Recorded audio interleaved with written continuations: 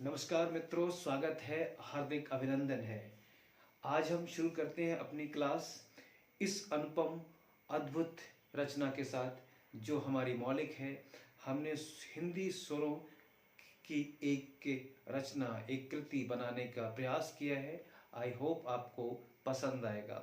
अगर ये पसंद आए तो हमारे YouTube चैनल को लाइक करें, सब्सक्राइब करें और अधिक से अधिक लोगों के पास शेयर करें, जिससे हमें प्रेरणा मिलेगी। हम और इसी तरह की चीज़ों को आपके सामने लाते रहेंगे। तो हमने इस कविता को जो स्वरों के माध्यम से हमने बनाई है, उस कविता का हमने जो नाम दिया है, जो शीर्षक दिया है, जो टाइटल दिया है, उसका नाम है स्वर महिमा। आओ बाणों की माला बनाएं, आओ बाणों की माला बनाएं, सबसे पहले स्वरों की महिमा सुनाएं। आओ बाणों की माला बनाएं, सबसे पहले स्वरों की महिमा सुनाएं। आ से अचरज हो जाता है, आ से आम जब कोई खाता है। ई से इमली खट्टी होती, ई से ईख मीठी भी होती।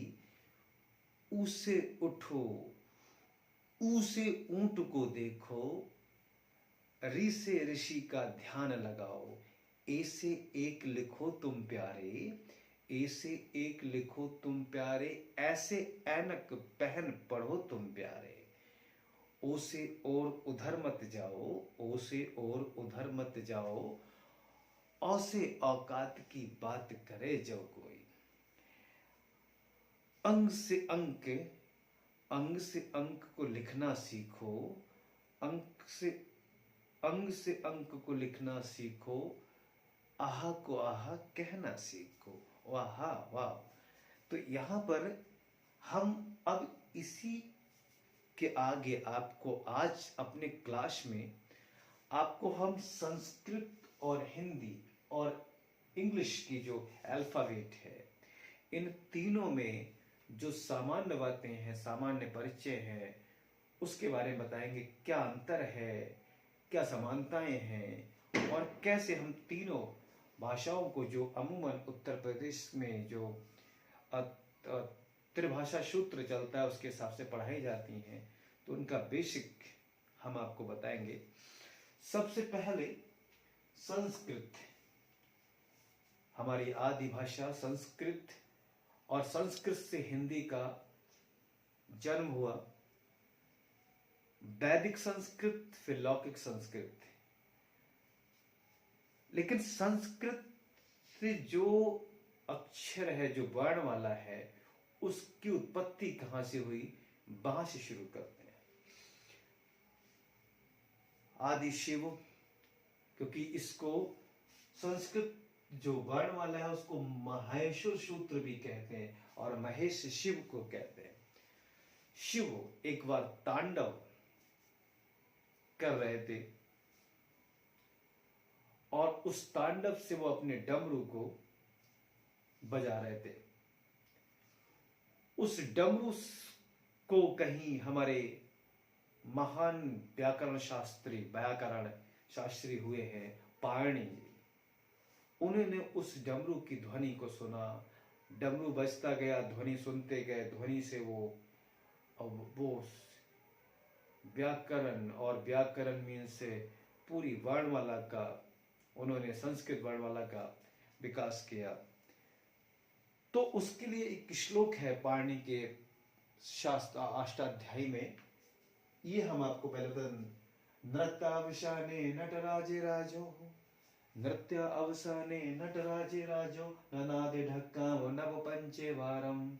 जब शिव तांडव कर रहे थे, तांडव नृत्य कर रहे थे, तो साथ में डमरू बजा रहे थे। तो उदर तो कामः सनकादि सिद्धाने एतते द्वैमर्षि शिव सूत्रे जालम। तो वो ननादे ढक्का में डमरू बजा रहे थे, स्वर धनु नव पंच बार, 14 बार उन्होंने डमरू को ऐसे बजाया। और उससे जो ध्वनि निकली, उस ध्वनि को सुना पाणिनि ने, और पाणिनि ने वो 14 प्रकार के जो डमरू की ध्वनि निकल रही थी उन्होंने संस्कृत की वर्णमाला के 14 सूत्रों का निर्माण किया। इसीलिए उन सूत्रों का नाम माहेश्वर सूत्र है, क्योंकि शिव के डमरू से निकले हुए हैं। और पाणि ने इसको सुना था और उनको केवल कंपोज किया है, उनको अरेंज किया, इंग्लिश में कहें तो उनको एक व्यवस्था दी है, एक क्रम दिया है। तो 14 सूत्रों को यहां दिया है। उन्होंने उसको हिंदी वर्णमाला की तरह ही बांटा है, लेकिन हिंदी वर्णमाला स्वर और व्यंजन हम कहते हैं। आप यहां देखेंगे हिंदी वर्णमाला में स्वर है और दूसरा व्यंजन है। यहां संस्कृत में जो माहेश्वर सूत्र जो वर्णमाला संस्कृत उसको अच कहते हैं, सूत्रों को वो अच कहते हैं स्वरों को। ये 4 सूत्र तक स्वर है ये। और संस्कृत में जो स्वर होते हैं वो 9 होते हैं, हिंदी में जो स्वर है वो 11 होते हैं, और इंग्लिश अल्फाबेट में जो वाउल्स होते हैं वो वाउल्स 5 होते हैं। और ये 5 वाउल्स से इंग्लिश में क्या है कि जितने लेटर्स हैं उससे ज्यादा साउंड प्रोड्यूस होते हैं।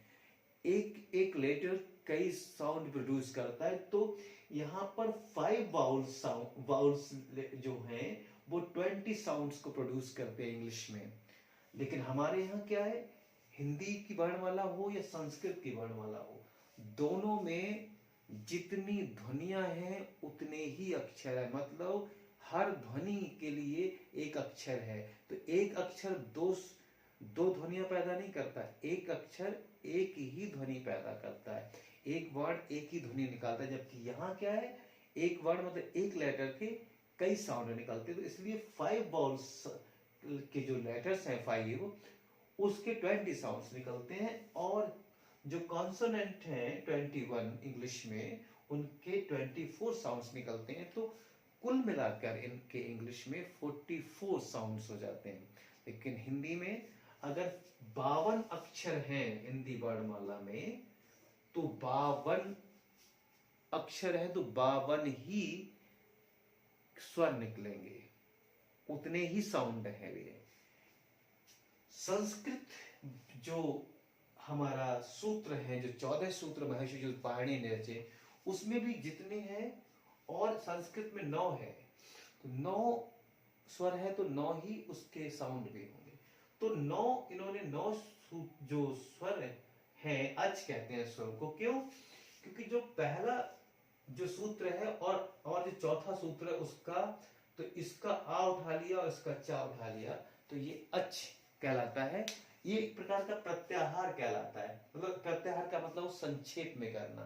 तो पूरे स्वरों को ये आ और चा ये दोनों मिला के लिख देते हैं, ये पूरा अच ये हो जाता है।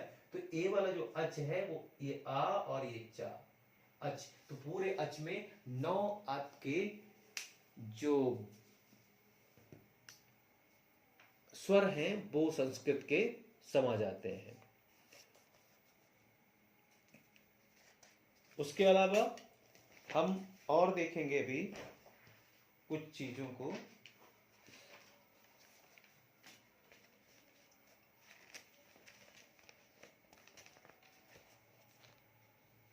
हाँ, तो अब जो पूरा व्याकरण है संस्कृत का, संस्कृत व्याकरण का मूल जो आधार है वो माहेश्वर सूत्र है।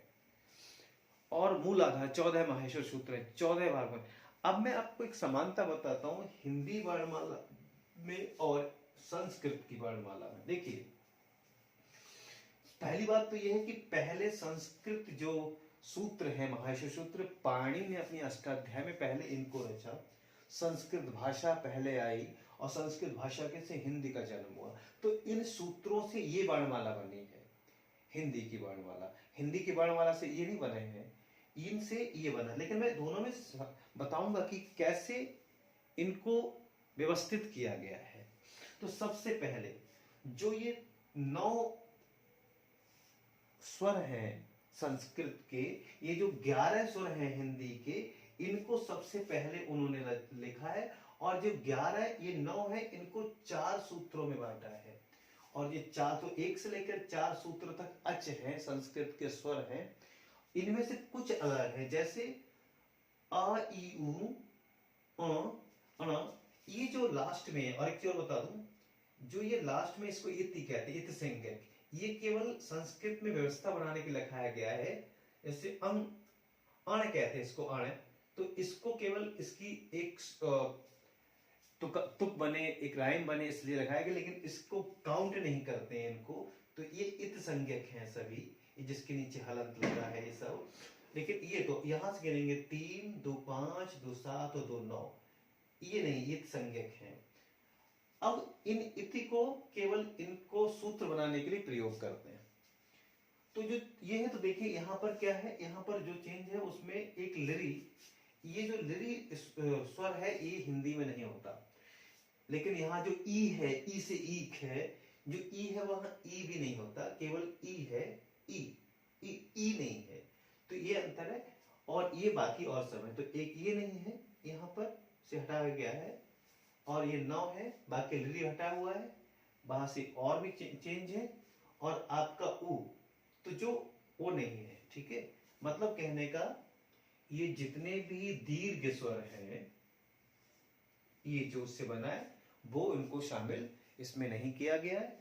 इन 3 को हटा दिया गया, तो कितना बचता, आप देख लीजिए, ठीक है। और एक बढ़ा दिया तो उसमें 8 बचते हैं। यहाँ पर अगर देखिए, ये 11 स्वर है, इसमें से 3 हटा गया है, ई, आ, ई और ऊ जो हैं, जो दीर्घ है, मतलब आ, ये आ मिलकर आ बन जाता है, ई और ई मिलकर ई बन जाती है, तो इसको हटा के तो ये 8 रह गए। लेकिन यहाँ पर जो री है, यहाँ पर इसी की जगह इन्होंने एक लिरी, ये स्वर बढ़ा दिया है, तो 9 हो गए ये, और ये कितने, 11 है। तो इसमें से ये डिफरेंस है स्वर में, लेकिन यहाँ स्वर को अच कहते हैं, यहाँ स्वर को स्वरी कहते हैं। 11 है या 9 है।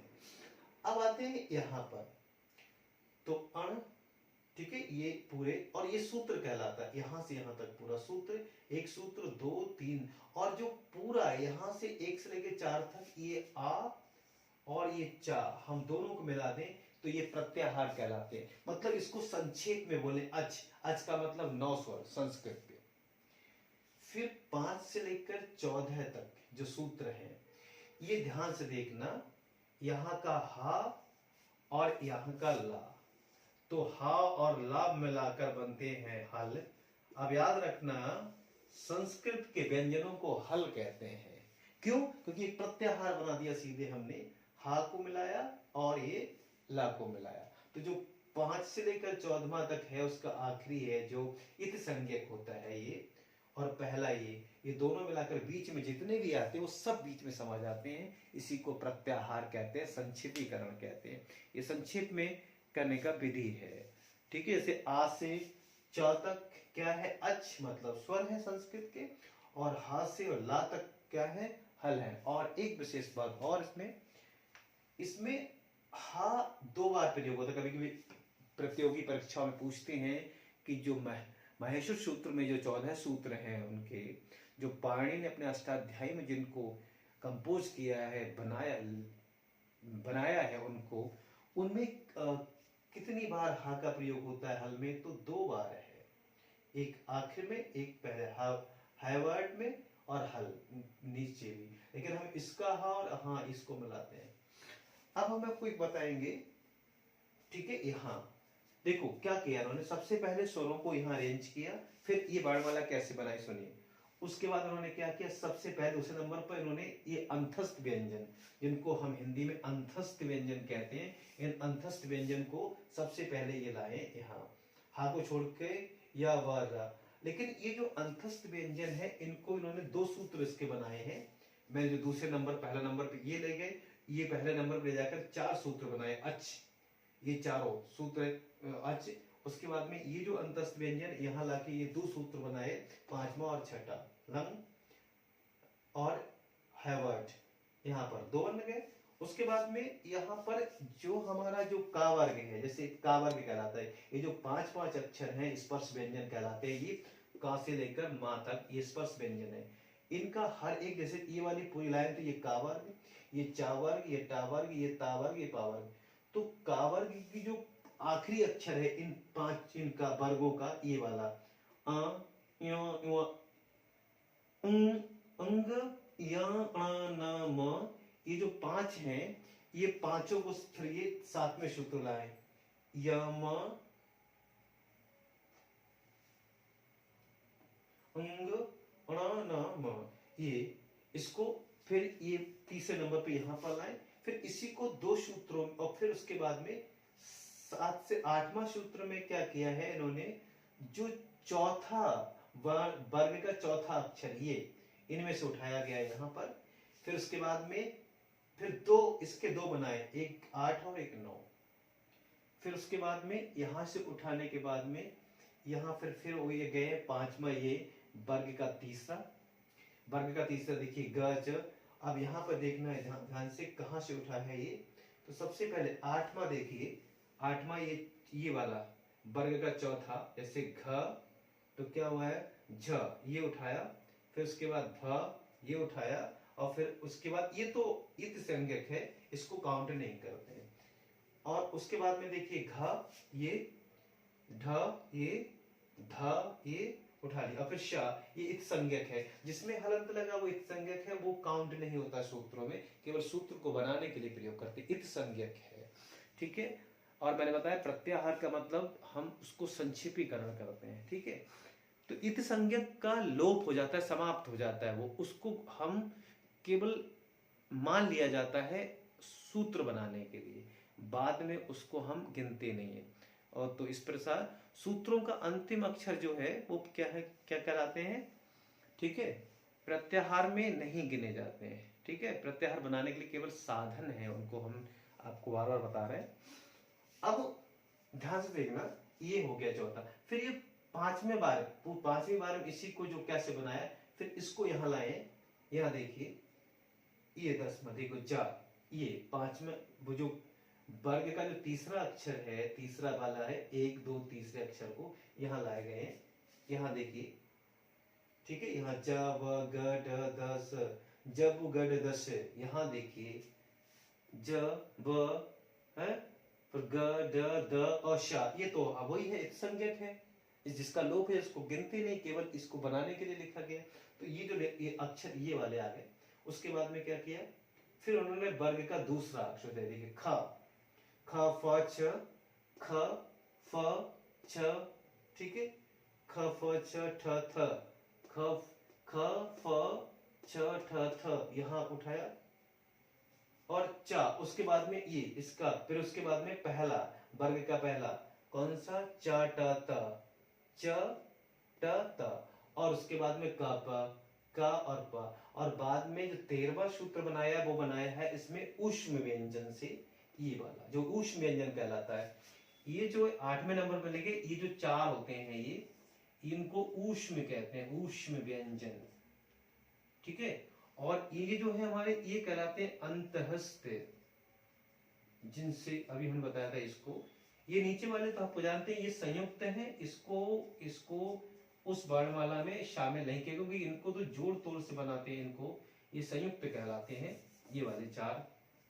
ठीक है, तो यहाँ पर उसके बाद में उन्होंने क्या, ऊष्म व्यंजन, ये वाला श श ह और ह और फिर हल, आखिर में हल, 14वां सूत्र।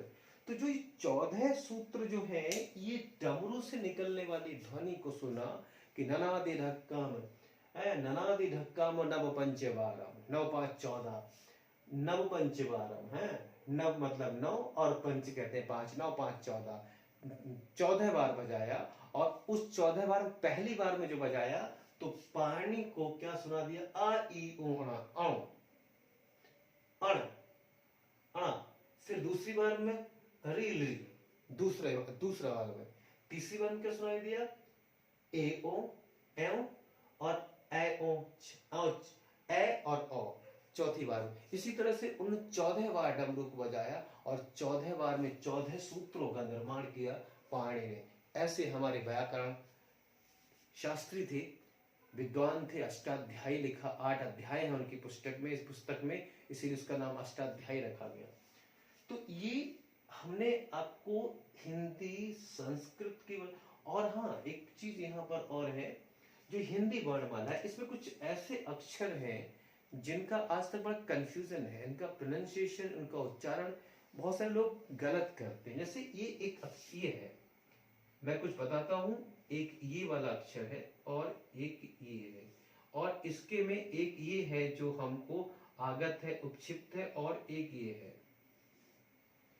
देखिएगा, ये डा है, डमरू है, ये अड़ा है, पेड़ है, ये अड़ा है, अड़ा, इसको अड़ा पढ़ते, सड़क, पेड़। मेरा जो यहाँ पर देखिए, ये अड़ा है, पेड़, ये डा है, डमरू, ये ढा से ढक्कन है, ये पढ़ाई है, ढाई, ढ के बाद में को थोड़ा उसकी आवाज आती है की, और ये अड़ा है। जैसे एक शब्द है जो बहुत लोग गलत उच्चारण करते हैं, ये शब्द रावण नहीं है, रावण है, अणा है। जैसे एक शब्द है गणित नहीं है, ये गणित है, अणा है, इसको अणा पढ़ते हैं। तो रावण, गणित। और हमने देखा है जो नेशनल एंथम है हमारा, जो क्या कहते हैं इसको, राष्ट्रगान में भी जन गण कहते हैं लोग, नहीं गण नहीं, गण, जन गण मन अधिनायक की जय हे। कुछ लोग जया हे कहते हैं, वो भी गलत, जय हे। वहां एक शब्द आता है वंग, बंगा नहीं, वंग। तरंग आता है, तरंगा नहीं आता, तरंग आता है। और आखिर में भी कुछ मैंने देखा है कि, क्योंकि फ्लो में हमें ध्यान दे कि जया है नहीं, जय हे है वहां। तो शब्दों का उच्चारण यहाँ इसको या कहते हैं। ये वाला जो या है संस्कृत में प्रयोग से हम 5 लिखेंगे संस्कृत साथ, तो ये सही है। तो 5 या, आ, 5 ये आवाज देना है। ये अंग है, अंग नहीं है, अंग है। इसे हम अभी हम इसका लिखें, जैसे गंगा लिखें तो संस्कृत में गंगा ऐसे लिखा जाता है। तो जो इसका उच्चारण अंग आ रहा है, अंग, अंग नहीं, अंग, गंगा। तो अंग, या, अ, न, म। ये अड़ा है, ये डा है।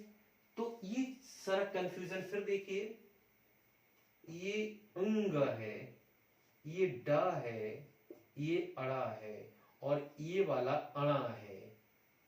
उंग, ड, अड़ा, अड़ा, अणा, ये चारों अलग अलग इनका उच्चारण है। ठीक है, जैसे मैं इसको लिखूं, गंगा लिखेंगे, ऐसे लिखेंगे। इसका यूज कीजिए, डमरू लिखिए, ऐसे लिखिए।